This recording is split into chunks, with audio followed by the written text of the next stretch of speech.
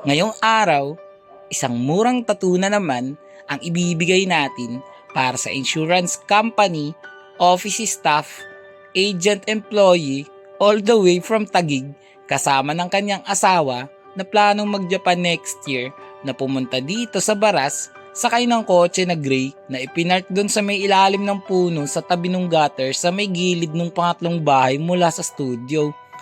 Anyway, client requested a retouch or rework para sa kanyang upper outer left arm na isang Greek theme Hercules with lion design. Still, respect pa rin sa artist na may kagagawan netong existing tattoo niya. Sadyang gusto lang talaga netong si boss na dagdagan ng angas at i-align yung disalign, 1/2, 1/4, 1/8, 1/4, 1/2, appear, disappear. Ano daw? Alam nyo guys, mas madalas pa ako mag-cover up kesa enhance. Last project ko na ganito yung sa arms na crucified Jesus colored pa. It takes time din kasi. Kanina nga, pagdating ni boss, sabi ko around up to 5 hours ang estimate work around ng ganito. Actually, palagi ito kino-comment sa akin sa tuwing nagtatakip ako. Ganito kasi yan. Ako ay isa lang namang di hamak na sumusunod sa kung ano ang gusto ng clients generally.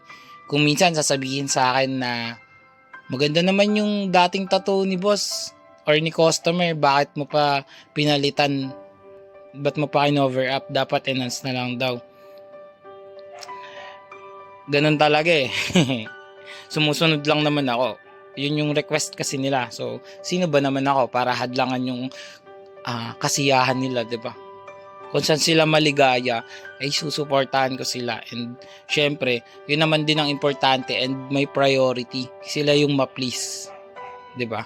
Tapos yung mga viewers, hoping lang, 'di ba, sana at least kahit papaano ma-appreciate nyo pa din yung ginagawa natin kasi nag-boast rin naman kami doon ng time yung customer nasaktan tapos ako napuyat, napagod, 'di ba? So kahit papaano baka naman ayun, 'di ba? So lang, bear with me lang guys. So kalma-kalma lang tayo diyan ng konti. And yes, meron akong suggestions and advices na ibinibigay sa kanila bago magsimula yung session. Pero at the end of the day, napahapon na, malapit na maggabi, nag-aagaw na ang dilim sa liwanag, sila as customer pa rin ang masusunod sa kung ano man ang final decision at gusto nilang mangyari dun sa kalalabasan. Exact words pa nga na sabi ko kay boss, siya ang masusunod. Kaya nga boss ang tawag ko sa kanya eh. Diba? Eto nga pa lang si boss, ipe-petition daw sa Japan. Sabi ko sa kanya, wag niya akong kalimutan pag andun na siya. Tapos, konnichiwa. Arigato gozaimasu.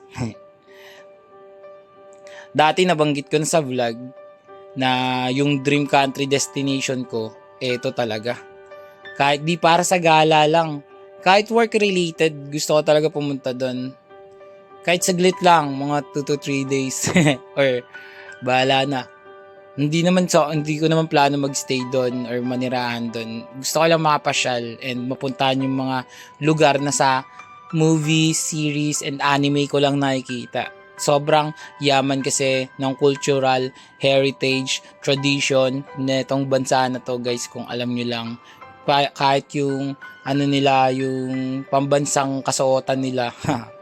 Sobrang dalas mo yung makikita pag mga festivals, tapos yung mga shrines nila, yung mga history ng mga sa nila, ang tawag doon, yung mga lugar na preserve nila, yung mga sinauna pang mga buildings, mga temples. Sobrang angas nun guys. Syempre andyan na rin yung mga natural destinations, yung mga sceneries, mga Mount Fuji and iba pa.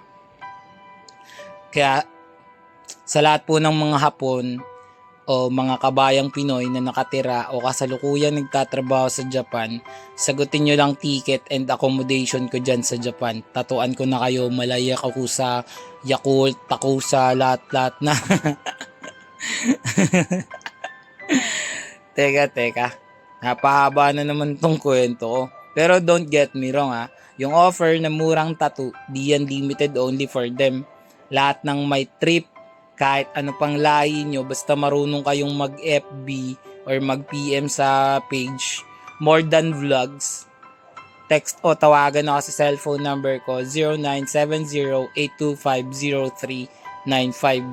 Bago matapos tong video, panoorin at alamin muna natin ang masasabi ni client dito sa tattoo natin.